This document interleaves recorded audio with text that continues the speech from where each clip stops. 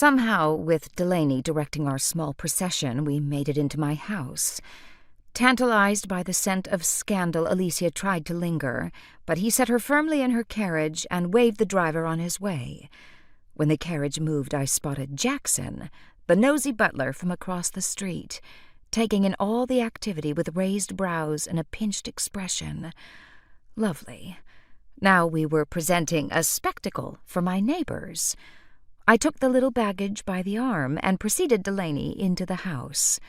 The next thing I knew, I was handing a note to Mrs. Thompson, to be delivered next door, urging George to call on me immediately upon his arrival at home to settle a delicate matter. Mrs. Thompson took the note from my shaking hand, and with a cautious glance at the others, retreated from the drawing-room. By this time the shock had worn off, leaving me a bit disoriented and positively enraged.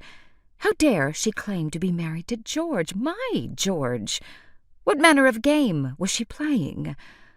I took a calming breath before turning to my delicate matter, who had made herself far too comfortable in one of my chintz-covered chairs.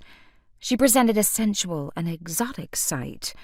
Her few hairpins did little to contain the masses of dark waves that tumbled past her shoulders. They framed a pale oval face with dark eyes and brows that slashed upward. She'd removed her coat to reveal a gauzy tea-gown, the likes of which should never have left the privacy of her own drawing-room. Yet she and her gown were draped over a chair in mine. I disliked her from pure instinct. "Where's my husband?" Again I was taken aback by the French accent in her husky voice. I glanced at Delaney, who had taken the matching chair beside her.